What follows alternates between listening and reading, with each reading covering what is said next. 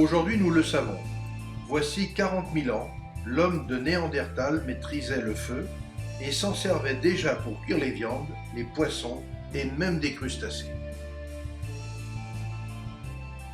En Occident, les premiers textes sur l'art culinaire ont été rédigés par le poète gastronome grec Archestrate au IVe siècle avant Jésus-Christ. Mais le premier livre de cuisine qui nous soit parvenu est celui d'Apicius, le célèbre cuisinier romain qui a servi les empereurs Auguste et Tibère au tout début de notre ère.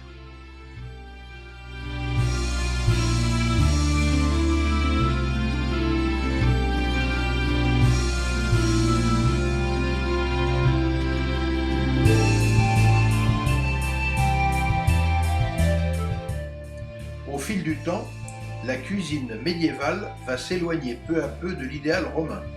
Les Francs de l'époque de Clovis vont apporter le goût des viandes, le lard et le saindoux remplaceront l'huile d'olive. Des cuisines voient le jour dans les demeures. Les plats sont alors cuits dans la cheminée, où l'on va aussi rôtir des viandes à la broche, cuire à feu doux sur la braise et faire mijoter les sauces. Les grandes maisons possèdent aussi des fours, mais le four du boulanger est souvent utilisé pour cuire les nombreuses tourtes, pâtés en croûte et tartes de la cuisine médiévale.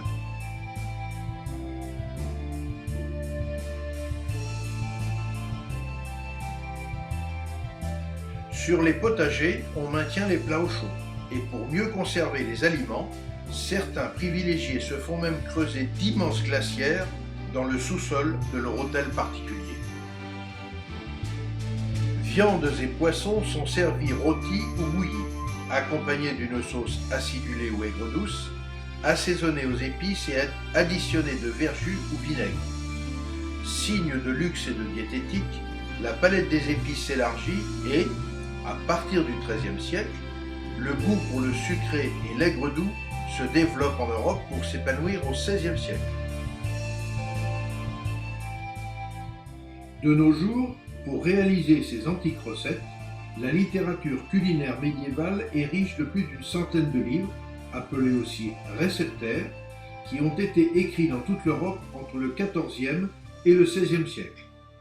À ce propos, si nous devions mentionner qu'un seul ouvrage, citons alors le Viandier de Taillevent, véritable référence pour la cuisine médiévale française, rédigé à la fin du Moyen-Âge par Guillaume Tirel, dit Taillevent, cuisinier des rois de France Charles V et Charles VI. À cette époque, un repas de cérémonie est caractérisé par 4 à 5 services, composés de plusieurs plats par service, et ce protocole deviendra d'ailleurs le service dit à la française.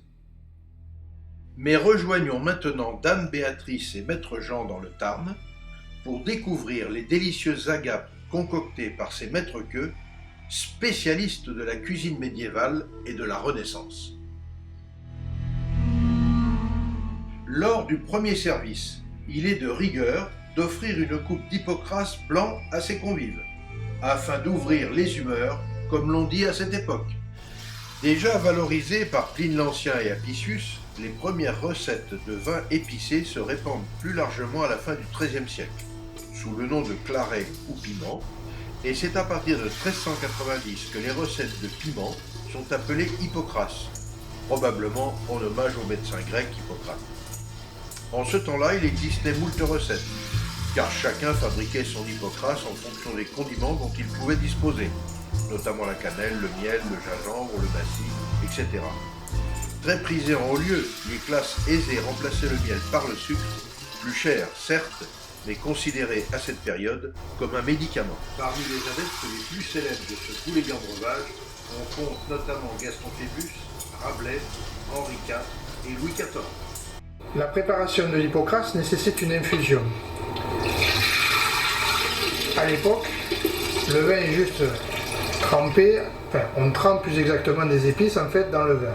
Ce que je suis en train de faire, en fait, je suis en train d'aérer ces épices qui sont dans une boule pour les mélanger au vin qui est dessous.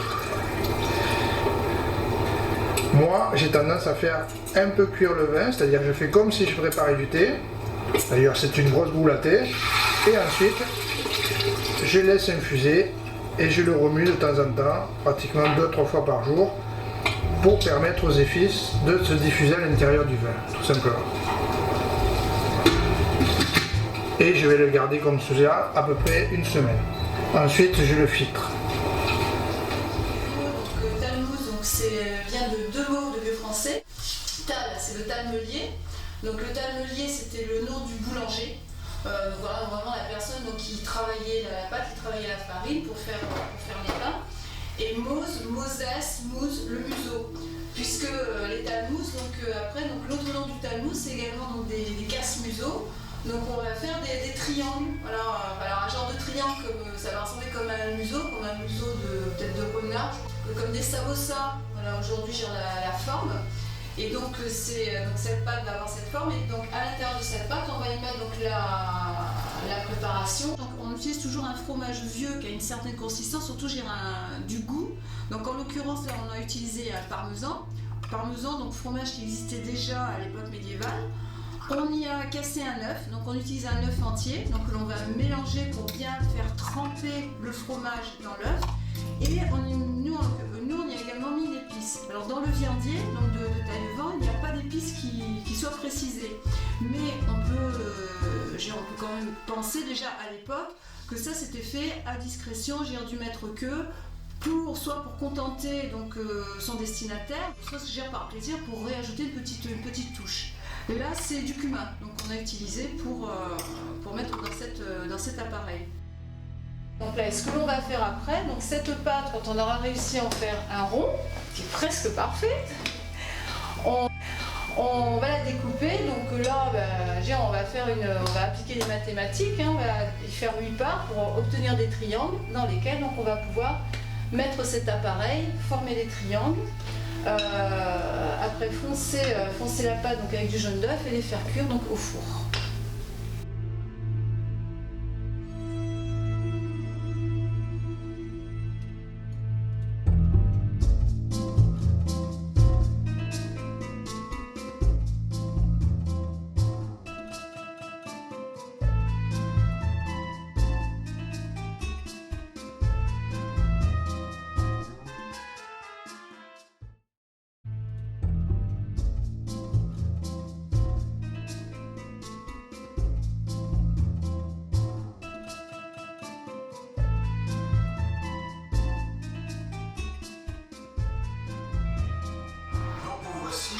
Au deuxième service, si je comprends bien. Deuxième et troisième service en préparation. Il y a 2 services en préparation. Deuxième service pour les fèves et les fromentés. Non, les fèves. Et les pigeons, en fait, qui arrivent sur le troisième service, parce que c'est le service des roux. Avec la fromentée. Donc là, on a fait simplement revenir les pigeons dans du sel et du beurre. On les a fait rôtir. Et là, on va les isoler, on va les remettre au four. Alors, à préciser que là, déjà, on est dans l'utilisation du beurre dans une recette, puisque là, on est sur une recette issue d'un réceptaire du XVIe siècle. On est à la Renaissance. Donc là, voilà, c'est comme ça aussi d'ailleurs qu'on voit déjà l'arrivée du beurre en cuisine, puisqu'on peut estimer que à la Renaissance, c'est une cuisine de transition entre la cuisine médiévale et la cuisine dite classique qui va arriver au XVIIe siècle. Ce que j'aime dans la manière de cuire, dans les ingrédients utilisés, on est encore dans cet esprit médiéval, mais on a déjà une évolution, tant pas trop dans les manières de cuire, mais dans les ingrédients utilisés, puisque donc le beurre, et surtout aussi, puisque la Renaissance va être caractérisée par l'arrivée de tous les nouveaux aliments du Nouveau Monde, qui vont également entrer énormément dans la cuisine. Précisons que nous servons tous les animaux avec les têtes. Bonjour, Dame Béatrice et Maître Jean. Sir Philippe. Eh bien, dites-nous, qu'est-ce que vous nous proposez pour ce premier service?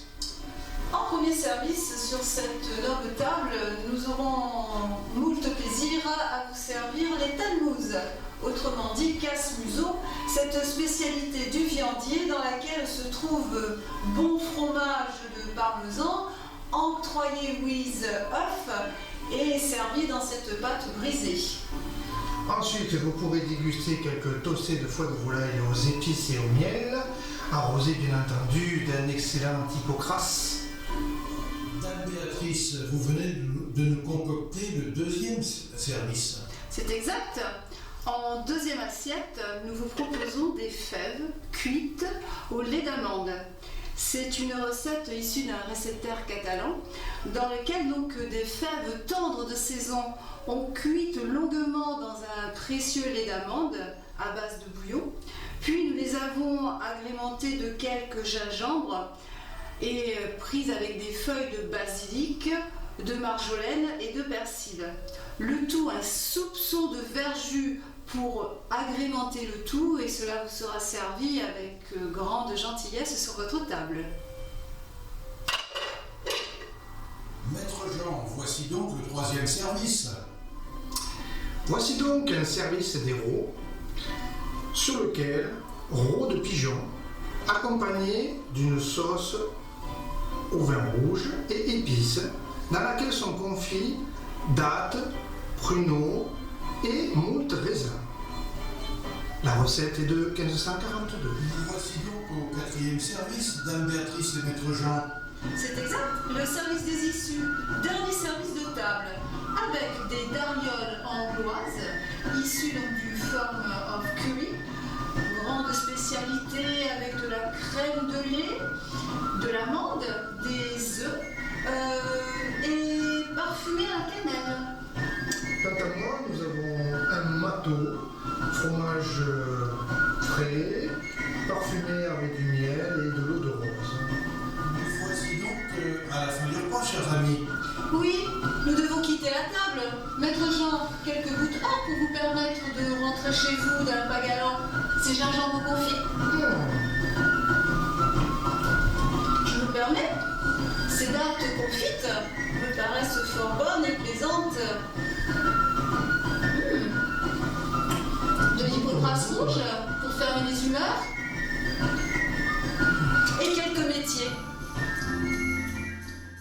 Servi après avoir quitté la table, le bout or est composé d'un verre d'hypocras rouge destiné à fermer les humeurs, d'épices de chanvre réputées pour faciliter la digestion, comme ici du gingembre et des dattes confites, et les mestiers, un assortiment de petites pâtisseries cuites.